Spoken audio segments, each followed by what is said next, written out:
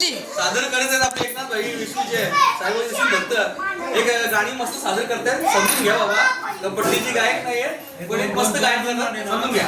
खूप सायरा हा रडू नको बाळा मी पांढ